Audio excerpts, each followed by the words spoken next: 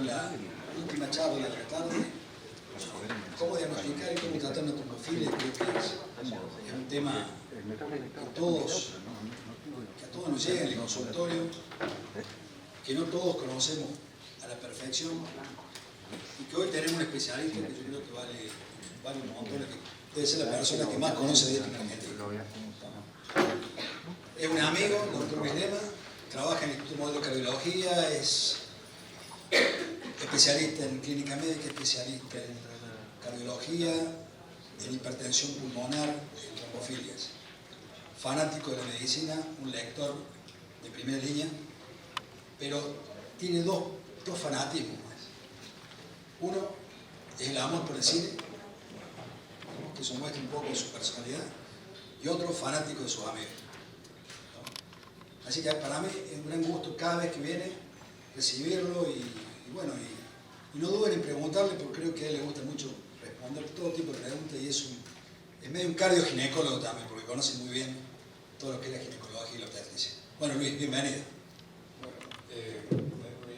Me abruman tus palabras, José, porque bueno, José es un amigo, y además un amigo es mi médico, y porque comparto medicina con mi señora y yo somos pacientes de él, y su calidad humana y capacidad científica, no solo para darle una tecla en las cosas diagnósticas, sino para contener a las personas, eso lo hace invalorable para mí. Normalmente en estas reuniones tiene que haber, en este momento parado acá, un hematólogo, y si es cosa más específica de trombofilia, un reumatólogo. Entonces dirán, ¿qué hace un cardiólogo acá hablándoles a ustedes? Y a veces me lo pregunto, yo hay muchos pacientes que me llegan, preguntan, ¿usted es el doctor Lema cardiólogo o hematólogo? Entonces tengo que contar todo lo que voy a contar ahora, se lo tengo que contar a todos los pacientes. A mí este tema me apasiona, fundamentalmente porque fue mi primer choque emocional como médico cardiólogo, y si tengo la diapositiva les muestro el caso.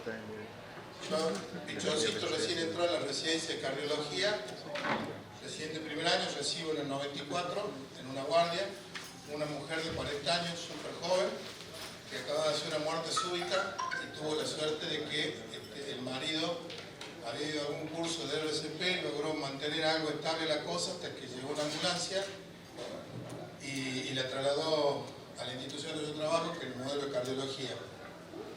Ahí por protocolo, a todos los pacientes con muerte súbita, reanimado y que después conten un electrocardiograma, un infarto, se le hace un cateterismo de emergencia, como les quería mostrar. Y ese cateterismo de emergencia, con la que está 40 años, con historia de cáncer de ovario, había tenido cirugía y quimioterapia, y se le hizo en agudo este cateterismo. Y este cateterismo, para los que no están habituados a ver, van a ver, este es el catéter, acá está puesto el tronco, la coronaria izquierda, esta es la arteria circunfleja, esta es la descendente anterior, y como verán acá debería continuar la descendente anterior y tiene un stop agudo. Y también, como podrán observar, la otra arteria es absolutamente sana, o sea, es un cuadro de trombosis aguda. Se le pasa una guía que es la forma de hacer angioplastia directa, y una vez que pasa la guía ven esta imagen blanca que ven ahí, eso es un trombo. O sea que no había ninguna placa arteriosclerótica y lo que se veía es un cuadro de trombosis aguda en la arteria coronaria. Uno rápidamente se pregunta qué habrá tenido que ver el cáncer de ovario, y probablemente mucho. Pero fue mi primer caso que yo me interesé personalmente y me puse a estudiar y descubrí en un paper, una editorial chiquitita que hablaba de un tal síndrome antifosfolipio. Le traje al jefe de terapia, habría que investigar esto, doctor. Y bueno, se le investigó y tenía, y como después vamos a ver, una de las formas que se manifiesta el síndrome antifosfolípico es asociada como un síndrome paraneoplásico. O sea, es muy probable que esa combinación entre cáncer de ovario y esta trombofilia le hayan provocado esto. Después de se le colocó un stent y mejoró todo el flujo y quedó normal la arteria. Eso fue en el año 94. En el 98 yo había terminado la residencia, recién fresquito, mis primeros pacientes de consultorio. Le llega este muchacho de 32 años, que tiene hermano médico y padre médico, y que mientras jugaba al tenis le al tenis le decía al hermano, me duele mucho el pecho, y el hermano, callate maricón, seguí jugando. Y así, en varias oportunidades, hasta que dijo, bueno, no voy a consultar a la familia, voy a consultar a un médico fuera de la familia. Y me viene a ver, él había tenido historia de una trombosis venosa axilar después de un trauma deportivo, jugando al tenis justamente, y el padre le dio una muerte súbita a los 40 años. Bueno, tenía algunos cambios isquémicos en el electrocardiograma, y yo le pido un laboratorio, le muestro el LPA. El LPA es un primo hermano del colesterol, pero que está más ligado a la trombosis que a la aterosclerosis en sí. Fíjense que tiene un LDL muy bajo y tenía una inmunoglobulina G de cardiolipina muy elevada, notablemente elevada. Y fíjense lo que se ve en la coronariografía. Compárenla con el otro caso. El otro caso es una arteria muy sana y que de golpe tenía una interrupción. Este caso, van a ver que es como si estuviera totalmente apolillada. Lesión acá, lesión acá, lesión acá, lesión acá, lesión acá. O sea, si ustedes me muestran esto y no me cuentan el caso, yo le digo que es una persona de 55, 60 años con diabetes de por lo menos 20 años de evolución. Sin embargo, tiene 32 años, no tenía ninguno de los factores de riesgo clásicos y una LPA elevada y un anticuerpo elevado. El tercer motivo por el cual me dedico a hacer esto, después de dos casos que a mí me marcaron claramente en mi profesión, fue este hombre. Para los que no lo conocen, porque este es el gurú de la cardiología, se llama Valentin Fuster. Es básicamente el tipo que va en la cardiología 4 o 5 años antes que el resto. Y además tiene una gran virtud que yo no la vi en ningún otro gran médico, que cuando le erra o se equivoca en su postulado, en el próximo año dice: lo que les dije el año pasado estaba errado y me equivoqué. No parcha con un concepto nuevo y sigue para adelante. Es una persona extremadamente valiosa que tiene una historia muy interesante, porque él se recibe en Barcelona de médico, hace medicina interna en Barcelona, pero él quería ser cardiólogo y se va a Estados Unidos. Intenta aplicar para cardiólogo y por el puntaje del examen no le da, y le dan para optar hematología como una opción dentro de las especialidades clínicas. Y este hombre se hizo 4 años de hematología, incluyendo la parte oncológica, y una vez que terminó hematología, vuelve a intentar hacer cardiología y finalmente lo consigue, y hace 4 años más de residencia. Es un tipo que hizo 12 años de residencia. Pero siempre lo dice en sus congresos, en los congresos cuando él habla, que fue fundamental para su vida haber hecho hematología, porque ahí pudo entender que la cuestión del endotelio vascular, de la cuestión cardiovascular en sí, no estaba ajena a la sangre. Y él fue el pionero de los primeros conceptos para hablar de trombosis y todos los elementos relacionados con la patología cardiovascular trombótica. ¿Cómo será lo importante que es este tipo para la cardiología? Que Plaza Sésamo, que es un programa infantil que competía siempre con los Muppets, creó un personaje que se llama Dr. Huster, y así sale en la serie desde hace ya 2 años. Realmente es un fenómeno. Aquí tuve la suerte de poder conocerlo, porque yo hice hipertensión pulmonar, lo hice en Nueva York, en el centro donde él es el jefe de cardiología, y me tenía a mí bastante de pollo, porque me gustaba el tema de la trombofilia y de esto, y lo leíamos bastante. Por supuesto, yo estaba mucho más joven y hacía algo que jamás en mi vida volví a hacer, que usar corbata. Yo nunca más volví a usar corbata. Bueno, ¿de qué vamos a hablar hoy? De esto.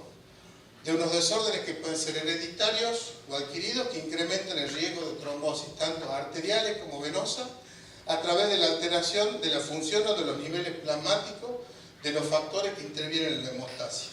La definición es simple, pero es absolutamente válida. Este es un esquema clásico que conocemos en los libros de fisiología, aunque realmente hoy no es así, porque hoy hay un link muy claro entre lo que es inmunidad, inflamación y trombosis, pero sigamos manteniendo el esquema mental porque es útil para que nosotros entendamos el concepto. Sabemos que en nuestro sistema hay una vía que dan los factores de la coagulación, otra vía que tiene que ver con la plaqueta, otra vía que tiene que ver con la interacción endotelial, básicamente el factor de von Willebrand, y entre todos esos elementos van a construir un coágulo que puede ser predominantemente plaquetario, como por ejemplo en los fenómenos vasculares arteriales, o predominantemente trombótico en los fenómenos fundamentalmente venosos, aunque siempre hay formas mixtas, ya no es nada absolutamente binario. A veces las trombosis venosas tienen un gran componente de agregación plaquetaria, por eso es válido en algunos casos antiagregar a los pacientes. Eso hace que el sistema permanezca en un cierto equilibrio. En realidad no tiene un equilibrio perfecto, porque nosotros estaríamos coagulados si tuviéramos un equilibrio perfecto. En general, las fuerzas anticoagulantes predominan en el cuerpo sobre las procoagulantes, pero la capacidad de acción de los estados coagulantes naturales, como son la proteína S, la antitrombina y los factores fibrinolíticos, hacen que una persona rápidamente pueda solucionar algún problema hemorrágico o trombótico de acuerdo al escenario. Esto es lo que se conoce como balance hemostático. ¿Tienen chicos algunos de ustedes? ¿Vieron esta película? Seguramente, como dijo José, o sea, no puedo en mi charla no tener algo de cine. Yo y la hamburguesa es una película maravillosa en la cual esto que está acá es una tremenda hamburguesa monstruosa que da la impresión, da mucho temor porque parecería que persigue a los personajes humanos de la película. Y en realidad después cuando uno llega a ver el final, la hamburguesa no era ni tan monstruosa y hasta tenía algunos detalles interesantes. ¿Por qué me le muestro esta imagen? Porque es lo que yo considero a la trombofilia y las manifestaciones obstétricas. De no saber o no tener una explicación para muchos casos de abortos recurrentes, a tratar de explicar todos a través de la trombofilia. Con lo cual se ha magnificado el escenario diagnóstico y sobre todo se ha magnificado el escenario terapéutico, asumiendo que eso no va a generar ningún riesgo a los pacientes y ya van a ver más adelante que eso no es así. ¿Qué quiere decir esto? Que nosotros antes no teníamos los conocimientos adecuados y de golpe empezaron a haber 1.000.000 de papers y hoy en un momento dado se pasó a idealizar esto. ¿Qué quiere decir? Que nos olvidamos de los postulados clásicos o de lo que cualquier ginecólogo u obstetra tiene que tener como patrón y que seguramente lo habrán visto en el día de hoy antes de pensar en una trombofilia. Hoy es muy común que ante la primera pérdida fetal de menos de 10 semanas ya salga con un pedido de 400 trombofilias y alguien que le dice tenés que tomar aspirina y heparina, con lo cual volver para atrás a esa situación es bastante compleja. Vamos a ver algunos pros y contras de medir las trombofilias. Podemos decir que los argumentos a favor es porque brinda alguna explicación, porque todos sabemos que es muy frustrante que una persona tenga una patología o perciba una patología y no tenga ninguna explicación.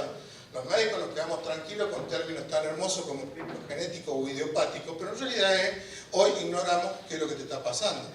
Por eso, en cierta forma, ayuda. Además, va a desdramatizar el riesgo de cáncer, porque esto, pones Google trombosis venosa y lo primero que sale es un paper de cáncer y trombosis, o pones trombofilia y junta un poquito para abajo y dice posibilidad de cáncer. Entonces vos, cuando encontrás una trombofilia que claramente está relacionada a un fenómeno obstétrico o trombótico, eso desdramatiza.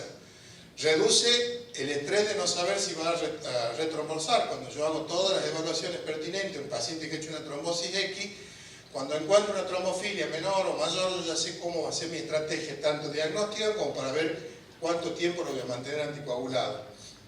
Y además, en algunos casos, como vamos a ver, va a definir una conducta obstétrica, porque cuando yo tengo una manifestación clínica acorde a algún tipo de trombofilia que realmente amerita darle la importancia clínica, es muy probable que tengamos algún éxito terapéutico.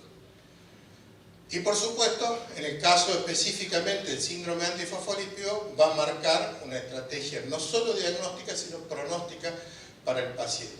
Pero ¿qué pasa? Los costos de los estudios. Ahora querían sacar una ley para que se les cubra absolutamente a cualquier criterio médico todo el panel de trombofilia. Y el panel de trombofilia es un método muy costoso y más cuando se sobredimensionan los pedidos de trombofilia. También porque hay algún error metodológico. Acá está la doctora, la bioquímica, nos puede decir que muchas veces hay mucha variabilidad entre los hallazgos encontrados en un laboratorio y en otro. Porque para esto, como en tantas cosas de nuestra actividad, también hay que especializarse. Puede haber, y esto hay que tenerlo absolutamente claro, en cualquier trombofilia que uno estudie, puede haber hasta un 15% de personas que son absolutamente sanas, no tienen ninguna manifestación clínica y portar o anticuerpos o alguna mutación genética heterocigota. Y también este tema de la estigmatización, porque uno cuando dice, vos tenés trombofilia, con lo cual yo le cargo una mochila a la persona para el resto de la vida, y eso a veces es muy complicado, sobre todo cuando intentan entrar al sistema de salud prepaga, porque son rebotados o si son aceptados, le colocan un canon demasiado elevado. Aparte porque no hay un concepto absolutamente uniforme. Si ustedes leen las guías de abortos recurrentes, las europeas con las americanas, hechas por hematólogos, y las comparan con las hechas por obstetra, van a ver que hay grandes diferencias. O sea que ni siquiera leyendo los mismos papers, los grandes autores se ponen de acuerdo en los conceptos. Tampoco tenemos evidencia de que necesitemos diagnosticar cierta trombofilia. Ya hay algunas que sabemos que no tiene ningún sentido estudiarlas, pero todavía hay otras que quedan en suspenso para su evaluación. Y ni qué hablar que esto no es inocua la terapia, porque yo tengo que anticoagular al paciente, ya sea por vía oral o por vía de la heparina subcutánea, y en algunos casos de heparina endovenosa cuando son eventos agudos, y tiene un riesgo de vivir primero con una patología, segundo con un tratamiento bastante engorroso, y tercero con el riesgo de hemorragia, que no es menor.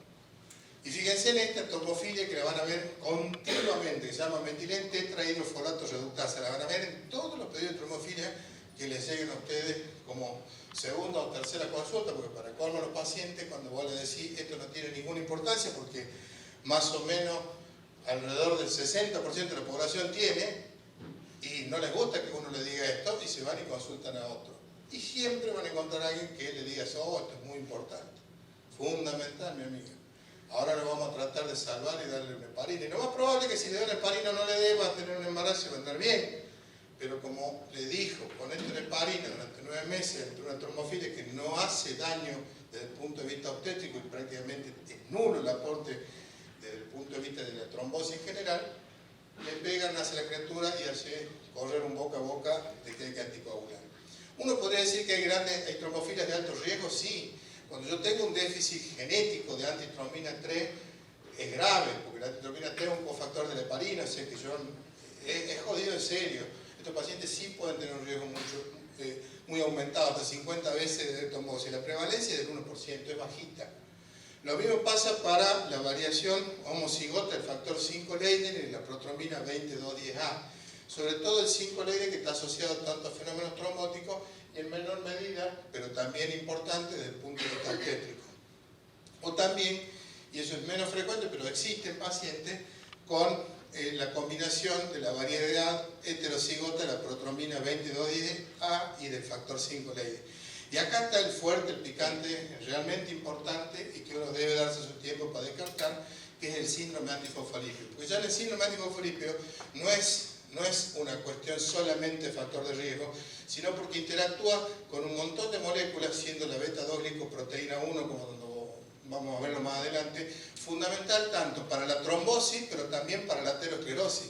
Y ahí está la explicación de por qué el muchacho, el segundo que les mostré de 32 años, tenía una enfermedad arterial como si fuera un diabético viejo, y en realidad era un joven que tenía una enfermedad que es el síndrome antifosfolípido, que también es proaterogénico, no es solamente trombótico, porque la beta-2-glicoproteína 1, que es bloqueada por el anticuerpo, tiene la capacidad de evitar la oxidación de la LDL. Entonces, si yo la bloqueo, aunque tenga poquita cantidad de LDL, voy a formar placa aterosclerótica. Las otras, es decir, la variedad aislada heterocigota de alguna, la 5 Leiden o la protrombina 2210A, son trombofilias que en general no requieren anticoagulación prolongada, son las de mucho menos riesgo y las que menos atención deberíamos presentar. Vamos a ver cómo es la prevalencia en la población. El 5 Leiden en general 5%, en algunos lugares como en el sur de Italia puede llegar al 7-8%, y la mutación del factor 2 básicamente es estable en la mayoría de los estudios. Cuando hablamos de Latinoamérica, el único estudio en el que participó es de la provincia de Buenos Aires, son 3 centros que reportaron sus casos, que eso tiene un poco de sesgo porque son centros de derivación, con lo cual puede estar magnificada la prevalencia real, pero está alrededor del 3 al 5% de la población. Este es el paper más importante que juntó para tratar de contestar la pregunta, ¿cuál es el impacto que tiene el 5 Leiden en la protrombina 2210A y otras mutaciones en relación al embarazo? Pero como ustedes se fijan acá en el paper, no es solamente en relación a las manifestaciones obstétricas que puede tener, sino el riesgo de trombosis en el contexto de un embarazo. Ya de por sí el embarazo le da un pelín de riesgo para la trombosis a la mujer, veamos cuánto influye la presencia de alguna de ellas. Y claramente, como verán, tiene un riesgo relativo incrementado, tanto el 5-leading como la deficiencia de antitrombina, como la presencia de la mutación de la protrombina 2210A. Como les decía, de toda esta tromofilia, la que más importancia hay que darle, más estudio hay que dedicarle al síndrome antifosfolípido. El síndrome antifosfolípido es uno de los desórdenes más frecuentes que van a encontrar y puede estar asociado a enfermedades autoinmunes o no, en tal caso será primaria o secundaria lo mismo. Otras tromofilias adquiridas son los síndromes mieloproliferativos, defecto del sistema fibrinolítico, hiperhomocistinemia, pero la hiperhomocistinemia es genética, no la que se da cada tanto que encontramos 15 o 20 de homocisteína y ya generamos un pánico a la paciente. Realmente es un fenotipo, el de la hiperhomocistinemia genética, que hace litiasis renales muy severas, muy complejas, y además se mueren jóvenes por enfermedades aterotrombóticas, o sea, es otra enfermedad. El síndrome antifosfolípido, así se describió por primera vez en el 86, es un estado de hipercoagulabilidad caracterizado por trombosis arteriales o venosa, pérdida fetales recurrente y o trombocitopenia. Así es la definición que marcó Graham Hughes en este paper, que fue el primero que salió en el año 83, fue validado en el 86, el primer consenso que se hace de esto. Este Graham Hughes, realmente un tipo extraordinario, que lo conocí en uno de los meetings que se hace cada X tiempo para hacer consenso sobre el síndrome antifosfolípido. Y uno se preguntará, ¿vieron la historia de Benjamin Button? ¿Cómo era la historia de Benjamin Button? Exacto. ¿Esta enfermedad es nueva o es vieja? Porque si se describe en el 83, tiene toda la pinta de ser una enfermedad nueva. Vieja, nueva, ¿qué será? Vamos a ver un poquito la historia. Ya en el principio del siglo XX, este hombre, Wassermann, los bioquímicos lo conocen bien, agarra y liga la cardiolipina, separa, y hace el test que todos usamos para el estudio de la sífilis. En el año 1912, estos dos médicos, Lippmann y Sack, hacen una descripción que es muy interesante, que es el síndrome de Lippmann-Sack, que es la presencia de una endocarditis abacteriana en el contexto de las enfermedades autoinmunes, fundamentalmente el lúpus eritematoso sistémico. Hacen una descripción en 5 pacientes lúpicas. Conley y Hartmann, en la década del 50, encuentran en pacientes lúpicos un fenómeno anticoagulante in vitro, es decir, en las pruebas de laboratorio se comportaba como algún inhibidor, alguna circunstancia que no le podían poner un nombre, que generaba anticoagulación in vitro. Por eso, una de las pruebas que vamos a solicitar se llama anticoagulante lúpico, no porque sea anticoagulante, porque en definitiva termina siendo un coagulante. Pero bueno, por esta descripción se lo llama anticoagulante lúpico. Eso lo propuso Feinter en el 72 tomando los trabajos de Conley y Hartmann. Este Lechner ya fue un poquito más allá porque vio que las personas que tenían este fenómeno tenían también otro tipo de anticuerpos circulantes y además de su lupus tenían más tendencia a la trombosis. Lo que pasa es que en esta época, en la década del 70, el lupus no tenía ninguna herramienta de tratamiento salvo los corticoides, con lo cual los pacientes en general la pasaban mal y no se llegaban a ver los grandes fenómenos trombóticos, arterioscleróticos que hacen hoy en la actualidad a la enfermedad crónica que tiene otras herramientas de tratamiento. En el 83 Graham Hughes hace su primera descripción y en el 84 hace un meeting también en Londres donde él trabaja junto al grupo, el grupo que son, digamos, los punta de lanza en el síndrome, juntando 40 personas para más o menos hacer un paper inicial en base a la descripción de Graham Hughes, de cuáles iban a ser algunos criterios rudimentarios. En el 87 Harry fue fundamental porque esta es una película extraordinaria que, dicho en paso, se la recomiendo, una película francesa que se llama Elisa. Por Elisa logra medir la anticardiolipina y eso fue muy bueno porque permitió estandarizar y no que cada laboratorio elija su forma de medición de los anticuerpos. En el 92 hay dos hitos fundamentales. Uno, la descripción por parte de este sudafricano que se llama Asherson del síndrome antifosfolípido catastrófico. Por suerte, una condición extremadamente rara, me tocó verla en 2 oportunidades, que es la trombosis de los pequeños vasos, pero que afectan a grandes órganos, como puede dar simultáneamente un infarto, una insuficiencia renal aguda y una isquemia de un miembro. Realmente es una cosa muy grave, con altísima mortalidad, y si uno no actúa rápido, el paciente se va. A veces no da tiempo ni siquiera a medir y decir, ah, era un síndrome antifosfolípido catastrófico. Directamente hay que tratarlo, alta dosis de corticoides, se hace aféresis de los anticuerpos lo más rápido que se pueda y alguna chance tienen esos pacientes. Y ese mismo año, Linden describe una molécula que es fundamental, que es la beta-2-glicoproteína 1. Tan fanático él que la patente de su auto en Estados Unidos, en North Carolina, es beta-2-GP1. Pero acá había es como que cada vez le estaba pasando lo que le pasaba a las otras trombofilias. Todos veían antifosfolípido en todos lados. Cada cuadro había una manifestación de fosfolípido. Y eso hacía que la enfermedad cada vez tenga menos relevancia como entidad clínica. Por eso en el 98 se juntaron en Sapporo la mayoría de los expertos de esta enfermedad, fundamentalmente del palo de la reumatología, mucho menos hematólogos y 0 cardiólogos, por supuesto, para hacer el primer consenso diagnóstico. Es decir, nos pongamos de acuerdo a qué le vamos a llamar síndrome antifosfolípido, porque si no hay un montón de situaciones clínicas que se acompañan de anticuerpos y la realidad hay que ver si tiene alguna relevancia o tiene alguna trascendencia clínica. Este es el discípulo de Camaca que propone, chupándole la medida a su jefe, que se llama síndrome de Hughes.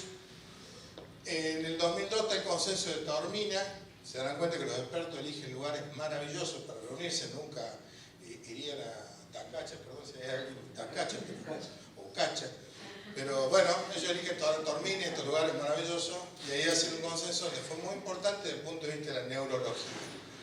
Después, en el 2006, viene el de Sydney, donde se agrega como criterio diagnóstico a los anti-beta-2-glicoproteína 1 y se categorizan en los pacientes según los factores de riesgo clásicos y las combinaciones que tengan de los anticuerpos. En el 2007 está el consenso de Florencia, donde por primera vez se analizan todas las patologías que realmente están asociadas al síndrome, que no significa que sean criterios diagnósticos, pero que sí uno las puede encontrar frecuentemente, entre ellos las manifestaciones valvulares cardíacas. En el 2010 en Galveston, Texas, empieza todo el tema biomolecular, sobre todo relacionado a la cardiología, y llegamos al 2013 Río de Janeiro, y posterior el encuentro 15, que fue en Turquía, en Estambul, que ahí ya prácticamente no aportaron nada, siguieron las mismas recomendaciones, pero estuvo bueno juntarse en ese lugar. Nosotros vamos a hablar solamente de esta parte del síndrome antifosfolípido, o sea, lo relacionado estrictamente a la patología obstétrica. No vamos a tocar nada de cardiología, ni de neuro, nada. Esta es una foto que me prestó una paciente que fue juntando todos los vial de su enoxaparina para hacer esta cuna de su bebé que ella era portadora de síndrome antifosfolípido con 4 pérdidas fetales previas. Vamos a ver los criterios diagnósticos que son los vigentes en la actualidad. Primero tiene que tener una manifestación clínica. Y para la manifestación clínica, para decir síndrome antifosfolípido, tengo que tener 2 escenarios. O trombosis o manifestación obstétrica. Nada más que 2 escenarios. Dentro de la trombosis pueden ser arteriales, pueden ser venosas, pueden ser de pequeños vasos y debe ser corroborada con algún método. Yo no puedo decir tiene tapada la descendente anterior porque lo estoy percutiendo. No, no sirve. Hacer una coronografía y veamos que esté tapada realmente o tapada una vena profunda. Tengo que tener un método que sirva para el diagnóstico. O bien una anatomía patológica. Y dentro de las manifestaciones obstétricas, 1 o más muertes fetales inexplicadas, 3 o más abortos espontáneos y consecutivos antes de la semana 10, o preeclampsia, eclampsia o insuficiencia placentaria. Estos son los únicos escenarios clínicos. Si no hay esto, ninguna otra cosa, no podemos hablar ya de movida de síndrome antifosfolípido. Pero aparte de esto, tengo que tener un criterio de laboratorio. El criterio de laboratorio es la presencia del antilúpico y o las cardiolipina de tipo IgG o IgM en títulos medios o altos, no en títulos bajos, en medios o altos, en 2 evaluaciones separadas al menos por 12 semanas. ¿Por qué este criterio es muy estricto? Porque cualquier persona que haga un evento trombótico aún en la placenta y pierda un embarazo, por el mismo escenario de disfunción endotelial, puede tener transitoriamente, por la inmunomodulación que genera, algún anticuerpo en un título medio. Pero generalmente no se van a sostener en el tiempo. Por eso requiere que esperemos, después de la primera evaluación, a las 12 semanas medimos, si vuelve a estar positivo y tenemos el criterio clínico, decimos ahí que tiene síndrome antifosfolípido.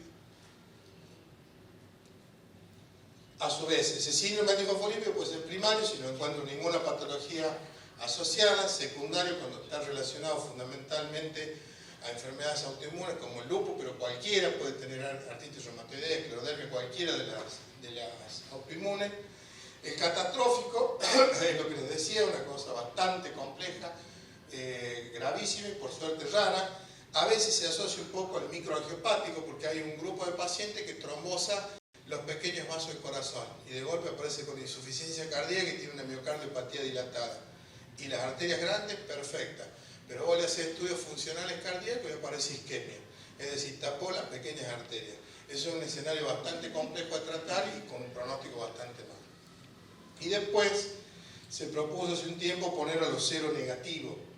¿Qué son los seronegativos? Es una contradicción, porque si acabo de decirle que el síndrome, para que sea síndrome, tiene que tener la clínica más la serología, y que yo les diga que hay un SAF seronegativo, parece contradictorio.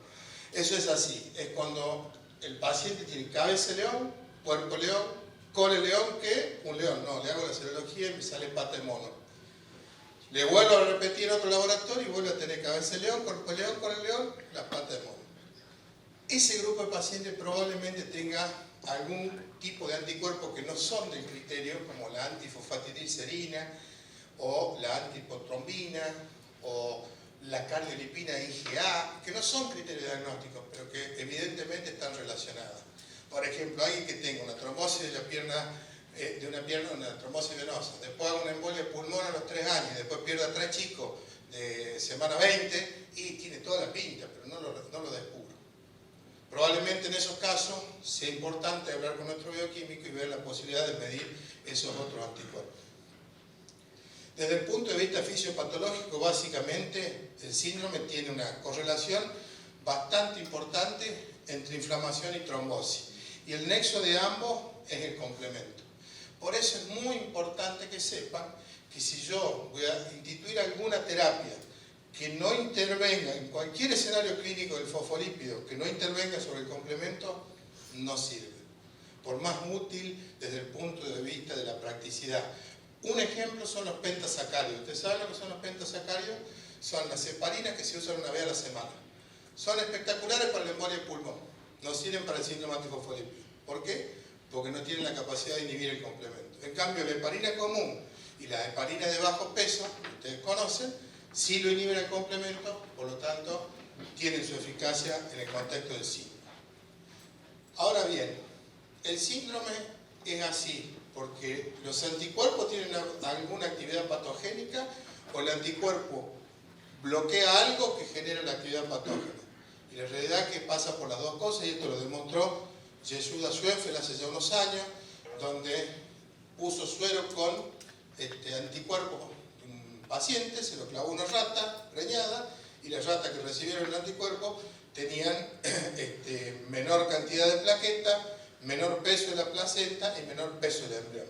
Eso fue un trabajo extraordinario, fue el trabajo del año en reumatología, esto creo que fue en el año 2001. Con lo cual ya demostró una de las hipótesis. Los anticuerpos per se son dañinos, pero además van a ser dañinos cuando intervengan con otras moléculas e interactúen para generar la patología. Por ejemplo, una de estas es la interleuquina 3.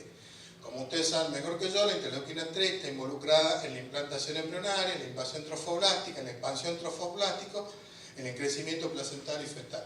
Si yo lo que hago es bloquearla con algunos anticuerpos, como los anti-beta-2-glicoproteínas, que termina interactuando contra la interleuquina, lo que voy a hacer es privar a estos individuos de interleuquina 3. Y eso pasa tanto en el síndrome antifosfolípido como en el paciente lúpico que no tiene los anticuerpos. O sea que ya otro elemento más para considerar a la paciente lúpica de alto riesgo desde el punto de vista obstétrico. Y el otro elemento fisiopatológico que es muy importante y que está trayendo las mejores y más novedosas terapias para tratar el síndrome en el contexto obstétrico es la Annexina 5. La Annexina 5 es una de las tantas gotitas que ayuda a pegar al embrión en su crecimiento. En un principio se creía que la aspirina, su rol era como antiagregante plaquetario y la famosa teoría del hip hop de las plaquetas que tienen estos pacientes. Hip hop porque continuamente están haciendo así las plaquetas. Y en realidad parecería ser que el rol de la aspirina tiene que ver con dos cosas, porque inhibe el complemento y porque aumenta la Annexina 5. Por eso es importante que cuando uno vaya a encarar un tratamiento para una paciente con síndrome antifosfolípido lo haga desde antes que se embarace, cuando vaya planificando para embarazarse. ¿Por qué? Para que vaya teniendo sus niveles más elevados. Porque en sí, si yo quiero tener antiagregación plaquetaria, lo tomo el día del EVA-T y suficiente porque ya empiezo a antiagregar. Y la molécula actual que más interés tiene, que yo ya la estoy usando en algunos pacientes bastante complejos, es la hidroxicloroquina, que se usa en el lupus como un inmunomodulador, y la hidroxicloroquina también tiene la capacidad de mejorar la Annexina 5 y también tiene efecto antiagregante plaquetario, es decir, es inmunomoduladora, antiagregante plaquetario y elevadora de la Annexina 5. Vamos a la beta-2-glicoproteína 1. ¿Qué se sabe hoy? Que es una molécula muy compleja, que tiene muchos sitios de clivaje y que aparentemente el lugar donde los anticuerpos se unen y generan daño es el dominio 1. Con lo cual esto, desde el punto de vista biomolecular, es muy interesante, pero sobre todo a futuro en la cuestión farmacológica, porque si yo tengo un anticuerpo monoclonal que puede bloquear el dominio 1 de la anti-beta-2-glicoproteína 1, no lo tengo que anticoagular al paciente. Todavía es hipotético, está en pañales, pero realmente en un futuro puede ser interesante. Vamos a ver cuáles son los escenarios clínicos que ustedes van a ver en sus pacientes relacionados a la trombofilia, al síndrome antifosfolípido. En primer lugar, esta es una revisión bastante nueva del tema. En primer lugar, vamos a ver a los pacientes con abortos recurrentes. 3 o más consecutivos antes de la semana 10, mecanismo asociado a activación del complemento y Annexina 5, pueden tener niveles bajos de anticuerpos o moderados, y el tratamiento se hace en estos pacientes con aspirina más heparina de bajo peso a dosis profiláctica. La hidroxicloroquina con o sin lupus eritematoso es una pregunta que todavía no la podemos contestar, está en marcha un estudio clínico randomizado que compara los no lúpicas si realmente es eficaz como uno lo ve en la práctica cotidiana. En lo personal, en la abortadora frecuente, compleja y que generalmente está asociada con algún evento trombótico, yo les doy, ya las mando a la cancha con la triple terapia, o sea, aspirina, hidroxicloroquina y heparina de bajo peso. Corticoides solamente que tengan una plaquetopenia importante. Ustedes cuando usan heparina no van a tener plaquetopenia significativa, lo sumo le bajará 3.000, 4.000, 5.000 de los seguimientos que usted tiene, pero cuando hay plaquetopenias realmente importantes son asociadas al síndrome antifosfolípido y sobre todo a los pacientes que tienen lupus eritematoso. Ahí sí puedo usar el corticoide porque el corticoide es una herramienta para levantarla. Vamos a ver a la paciente que tiene una pérdida fetal más tardía. Se asocian con los anticuerpos más fuertemente que los otros. Es decir, si yo tengo una embarazada que pierde 3 embarazos antes de la semana 10 consecutiva, hay un millonazo de causas para explicar esto. Cuando ya se hace más tardío, sobre todo cuando tienen algunos estigmas clínicos fuera de lo que acabamos de hablar, uno ya piensa más en el síndrome antifosfolípido. En general, tienen mayor compromiso trombótico o riesgo de compromiso trombótico. Acá también se usa el mismo esquema, aspirina y heparina de bajo peso, y hay futuros estudios para valorar el patrón más característico, en realidad, al perfil clínico de los pacientes. ¿Qué pasa? Es lo mismo tener la IgM positiva que tener la IgM, la IgG, la antibeta. Parecería ser que no. El perfil de más riesgo es aquel paciente que tiene más cantidad de evidencia serológica de la enfermedad, y sobre todo si tiene el anticoagulante lúpico. Cuando tiene el anticoagulante lúpico hay que ser extremadamente cautos porque son los pacientes que más riesgo tienen, no solo de compromiso obstétrico, sino de tener alguna trombosis, sobre todo venosa, durante el embarazo. Y acá en estos pacientes, ya con pérdidas fetales, sí o sí, en mi caso, les doy hidroxicloroquina en la actualidad. Paciente con complicaciones obstétricas, cualquiera de estas, HELP, eclampsia, preeclampsia, insuficiencia placentaria, En general, estos se asocian a títulos elevados de anticuerpos y combinaciones de análisis positivo. En esto también se da aspirina y heparina bajo peso. En los pacientes con trombosis previa, obviamente se da heparina, pero la heparina acá tiene que ser en dosis terapéutica. Se calcula por kilo peso y se distribuye 2 veces por día.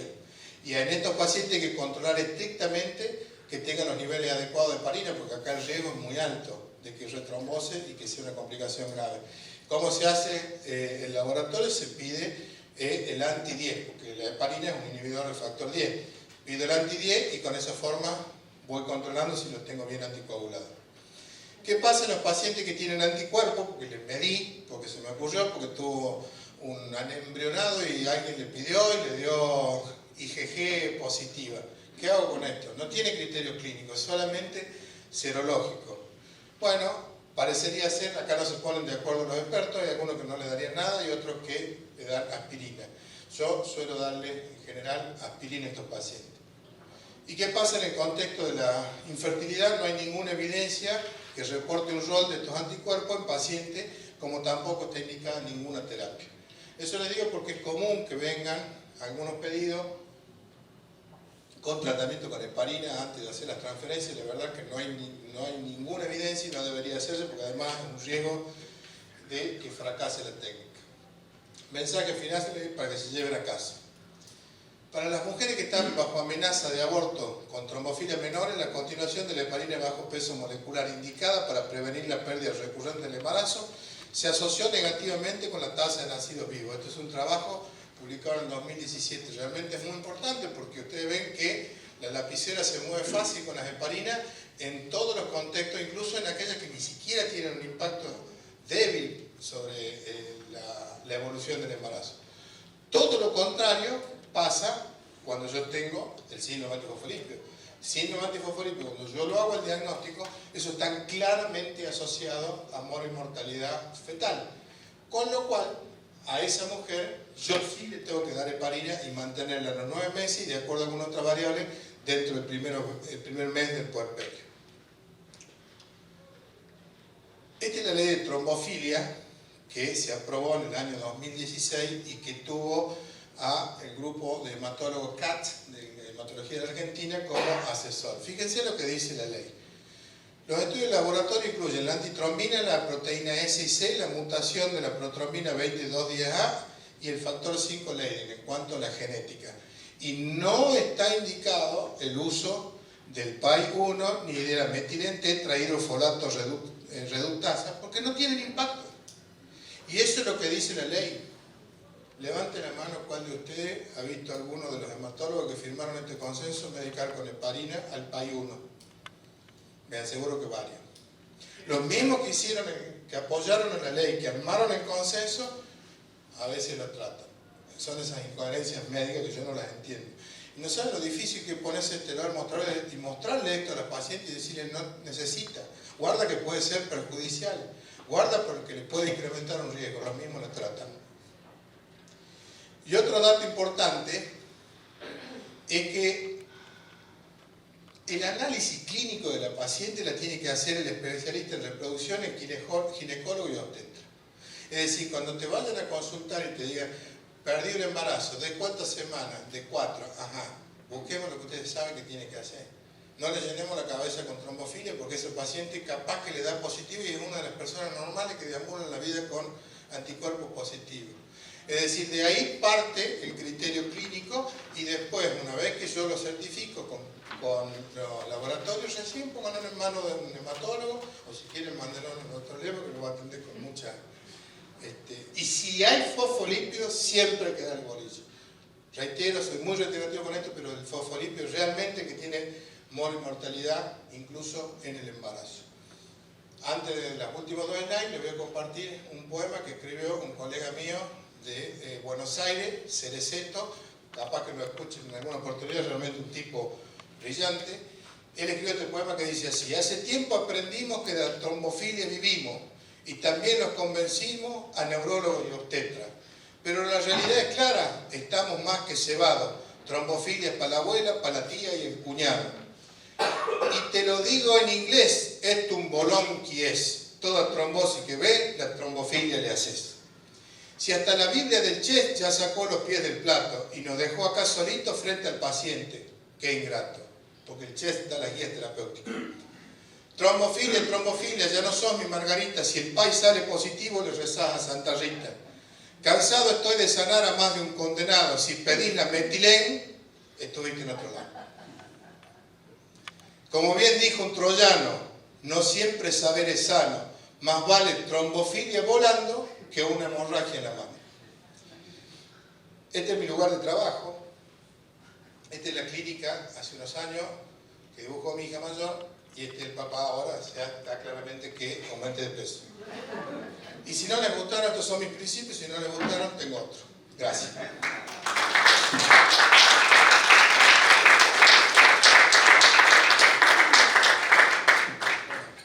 Muchas gracias, Luis, muy linda charla, la verdad que muy buena, muy objetiva, muy clara.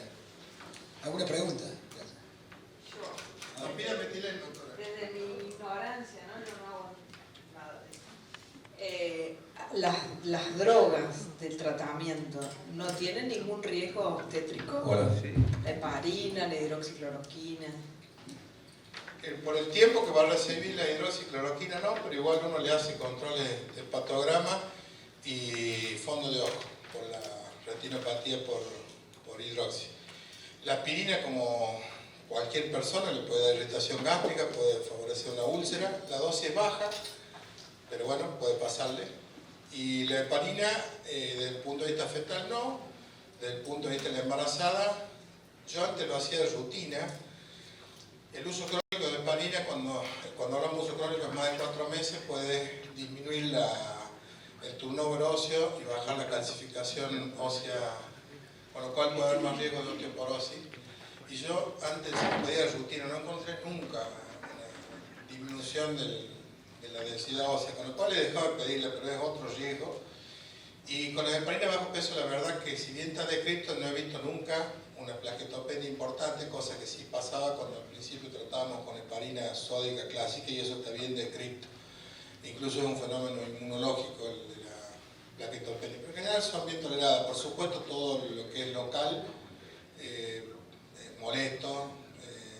Cuando aprendimos dónde tienen que usar y cómo usar el reloj de la punción, se hizo más fácil. Al principio se las hacían en los brazos y eran monstruosos. Ahora hay que hacer un reloj como se hace en los diabéticos y el sitio de inyección va variando con las agujas reloj, usando incluso la fosa lumbar y realmente termina el embarazo sin grandes dramas con eso.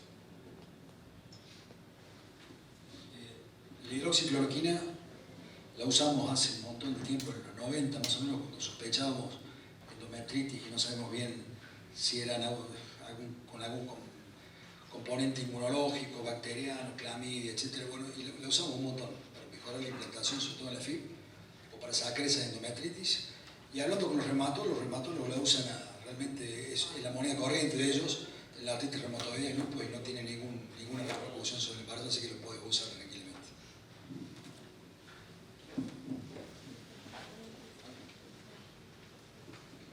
Bueno, realmente me halaga mucho que encuentro en el auditorio mucha gente joven y sobre todo haber escuchado una presentación de trombofilia y síndrome tifosfolipídico con la categoría y con la moderación que lo acabo de hacer, ¿no? Porque quienes llevamos 35 años en esto, de trombofilia ya vimos de todo y en realidad fue una consecuencia de no explicar los fenómenos obstétricos, que ha sido siempre un problema y lo seguimos teniendo, porque la mortalidad materna y la mortalidad infantil son temas muy dolorosos.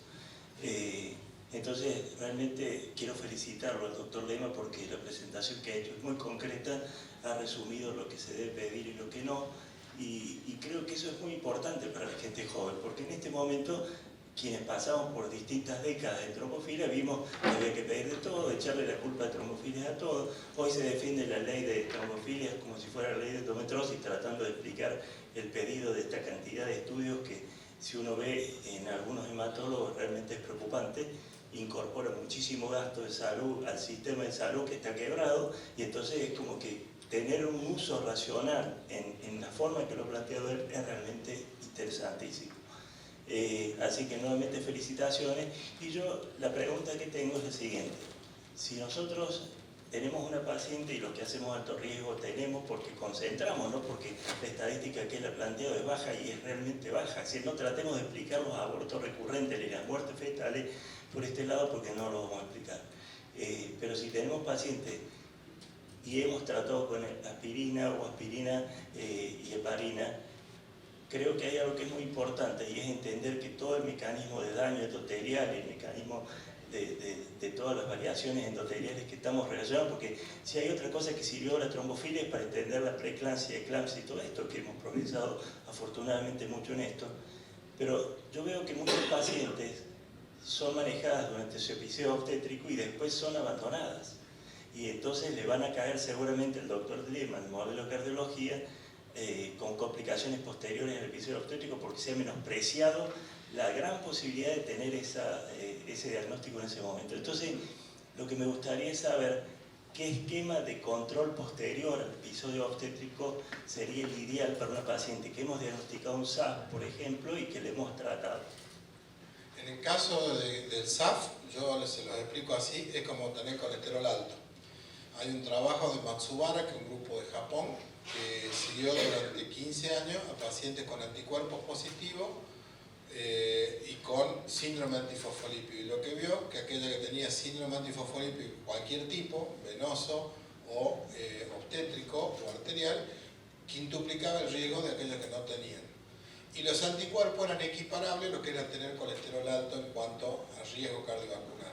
En definitiva, ¿qué es lo que le digo al paciente en este término? ¿Qué probabilidades tiene un auto que tiene el ITB al día, un auto moderno, ponerle un Audi, ir con cinturón, respetar la velocidad máxima y andar con las luces en una autopista? Las probabilidades de accidentarse fatalmente son bajas.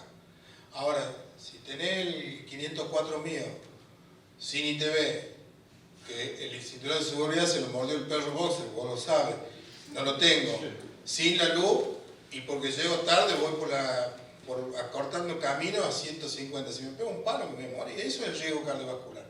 Y lo mismo pasa con esto, es decir, no le tengo que cargar que tiene una mochila de enfermedad, pero sí la concientización de que tiene un riesgo incrementado de enfermedad vascular, tanto arterial como venosa.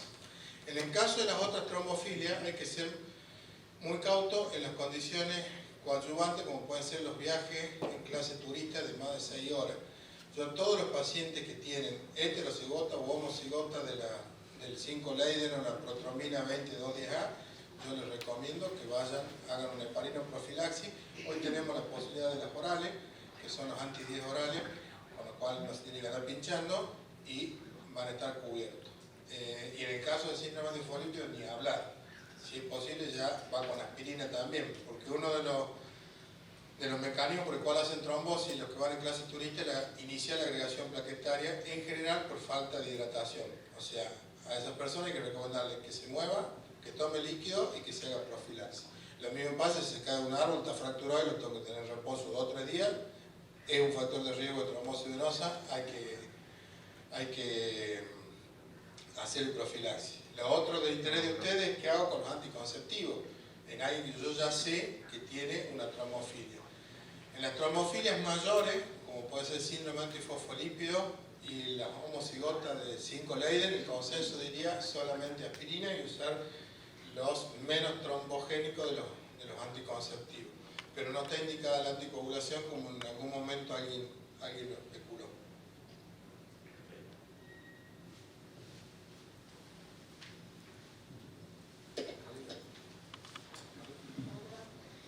Muchas veces cuando recibimos laboratorios de trombofilias vemos que dicen resultados zona gris y vos vuelves a pedir, te vuelve a salir zona gris y no sabes decirle al paciente que, bueno, que es zona gris porque por ahí es 13, 14 el valor y uno dice normal hasta 12. Cualquier persona inflamada puede tener una zona gris con anticuerpos. ¿Quiénes son los más inflamados de toda la medicina? ¿Tú sabes? Los gordos. No hay ser más inflamado desde el punto de vista fisiopatológico que un gordo, ni hablar si es gordo, porque además de la inflamación tiene la interacción con las hormonas femeninas. Con lo cual hay que ser contundente y explicarle, la zona gris es no diagnóstica. que después vos no te vas a quedar tranquilo y la vas a seguir pidiendo periódicamente, porque lo interesante es así, cuando yo tengo 2 positivos moderados fuertes, como debo pedir, ya pongo el diagnóstico, chao, no le pido más, no hace falta pedirlo. Hay un trabajo turco que le pedía cada 3 años y veía qué pasaba con los que se negativizaban, no sirvió para nada. Usted no le pidan más. 100 positivos de SAF, ya está. Ahora, eso que son zona gris hay que seguirlo, periódicamente, porque en algún momento puede saltar y positivizarse, y ese sí ya es un factor, y sobre todo si tuvo clínica, es un síndrome antifosfolípico. Pero contundentemente hay que mirar a los ojos y decir, es zona gris, no es diagnóstico. José, ¿por qué? Sí. Sobre todo si se embaraza. Sobre todo si se embaraza. Bueno, hablando del tema de la proinflamación y de la obesidad, te quería preguntar, porque el tema de la hiperinsulinemia que actúa como un proinflamatorio de los vasos, y ahora todo el mundo tiene hiperinsulinemia porque los valores de referencia cada vez van bajando más. ¿Qué recomendación hacemos sobre estas pacientes? ¿Y el riesgo de aborto recurrente? La recomendación es la que dijo Riven. Riven es el que habló de insulina resistencia en el año 89, el padre de la criatura, hizo todos los estudios, el clan euglucémico, hiperglucémico, no sé si se acuerdan.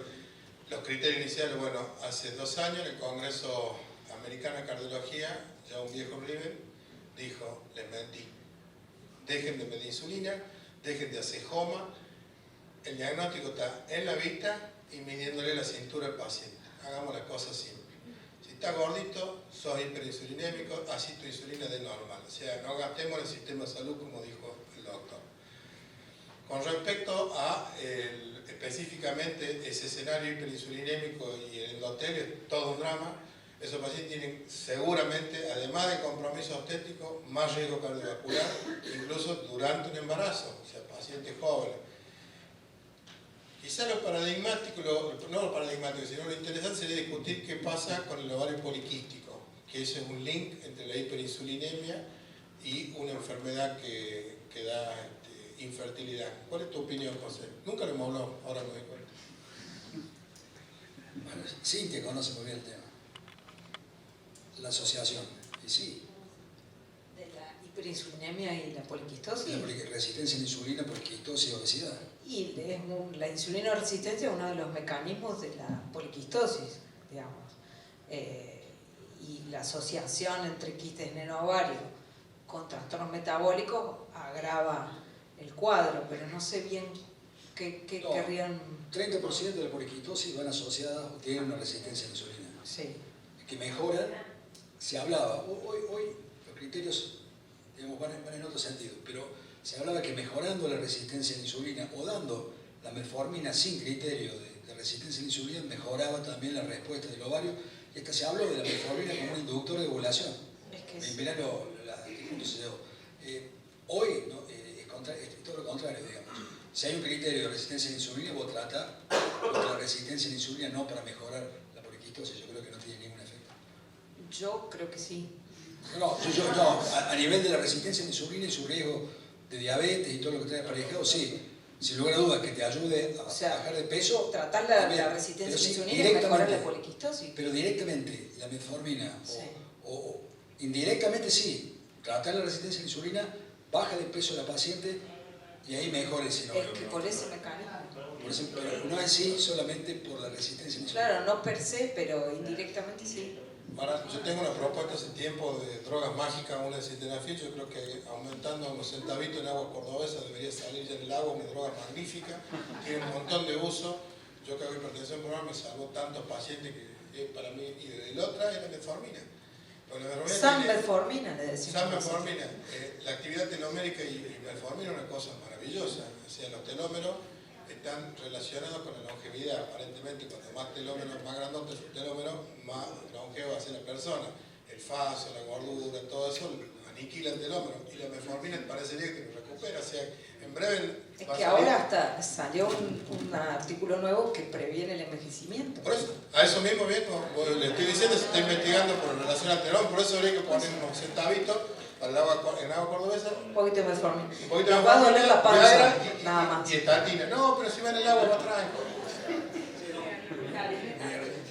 No soy un especialista en endocrinología y reconozco las virtudes de la metformina, pero al punto que el mismo Lero dijo que dar metformina en una paciente con ovario poliquístico sin resistencia a la insulina no sirve para nada. Es que no. Por eso te digo, actúa por otro mecanismo, no directamente sobre el ovario poliquístico. Sí. Querido que me mande con la metformina. Cambiando de tema, la MTHFR, que ahora se están pidiendo otro polimorfismo más que la Tampoco sirve. con la homocisteína, vitamina B12 y el ácido fólico. ¿En qué caso se pide? Está bien que estamos, digamos, fuera de la trombosis y de los abortos, pero, digamos, nosotros lo seguimos todo el tiempo en el laboratorio. Sí, porque la piden. ¿Vos haces laboratorio? Bioquímica. Bienvenida para vos.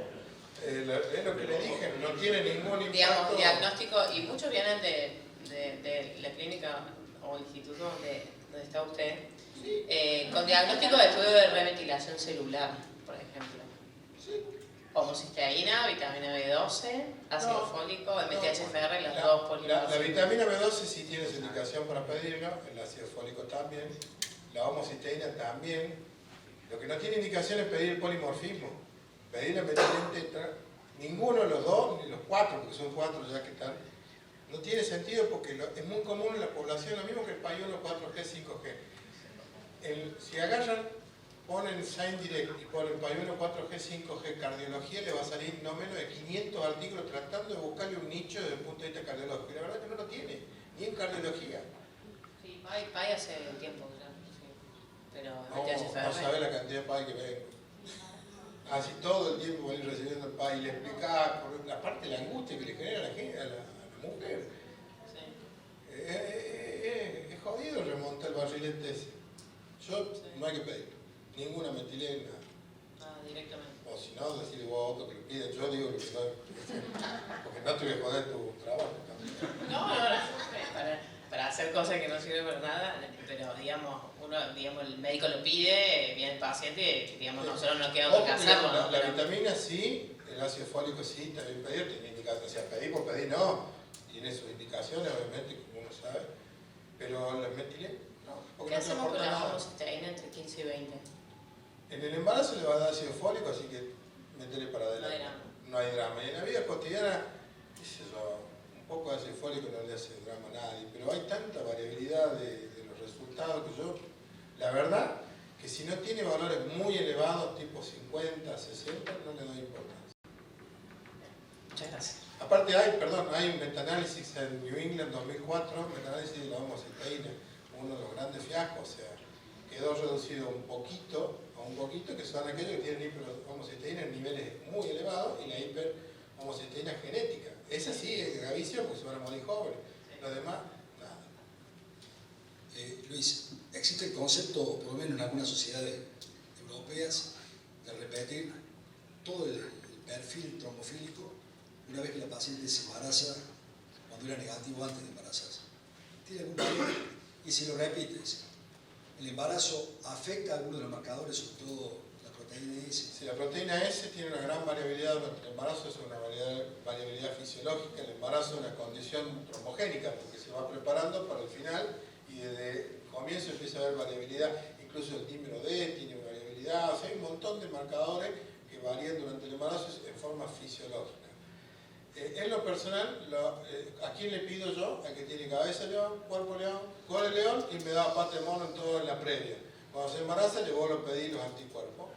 Y alguna vez he tenido positivo. No te digo que muchas, pero algunas veces es como que, y sobre todo la IgM, la dispara de golpe el embarazo mismo. O sea que parece que esa interacción fue el problema.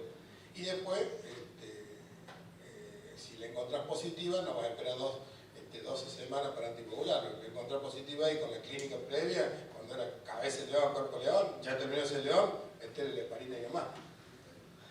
Quería preguntar su experiencia, porque vi por ahí complemento, pero nada más, si se pide en el perfil de complemento inmunoglobulinas, hay algunos trabajos, no muchos, donde le dan a la mujer que tiene perfil antifosfólico, que tiene en realidad las abortadoras, gamma globulina, para mantener el embarazo y después siguen, digamos, para proceder. Las gamas globulinas se pusieron de moda a principios del año 2001, 2002. Había que venderlas, salieron al mercado, muchos usaban gamma globulina. ¿En quién usaría gamma globulina yo? En aquella que tiene el diagnóstico de síndrome antifosfolípido y es una abortadora a pesar de la terapia óptima. Es decir, vos hiciste el diagnóstico, la medicaste óptimamente y lo perdió la criatura. Porque la tasa de éxito realmente es muy grande cuando vos combinás aspirina, heparina y ahora con la hidroxicloroquina. Tiene un éxito muy grande, es raro que te vaya mal. Ahora, si te fue mal, es probable que el próximo embarazo vaya con gamma globulina. Para mí, hoy por hoy, el único escenario, y no tiene un consenso absoluto. En la guía de fosfolípidos está como indicación 2B. Es decir, bebo.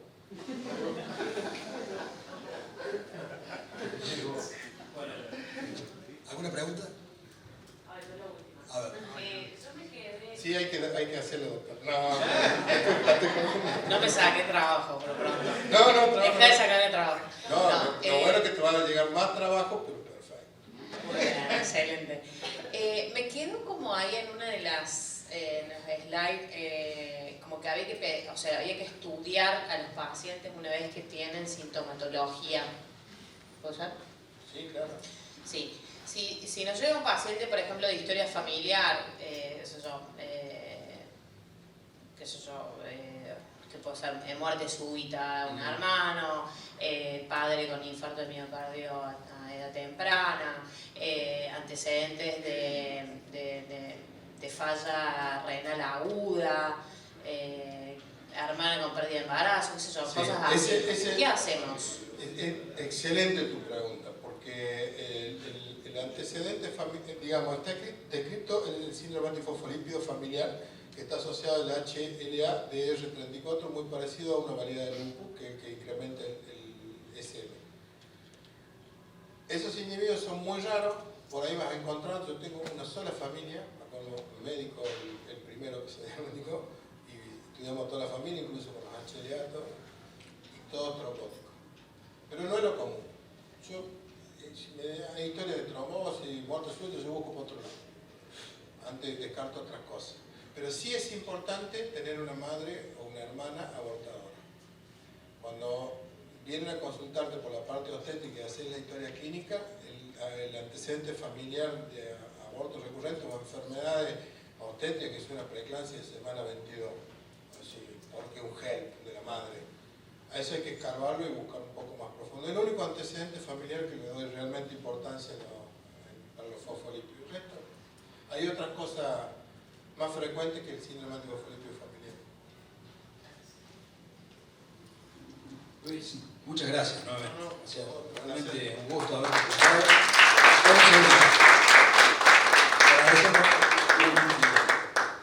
Claridad. Vamos a ver. Quiero agradecer a Mario Derete nuevamente por todo lo que nos brindó para poder hacer esta reunión y a Jorge Chamorro también, que trabajan juntos en el laboratorio de LEA. Realmente unos amigos también y que muchas gracias por todo lo que nos brindó.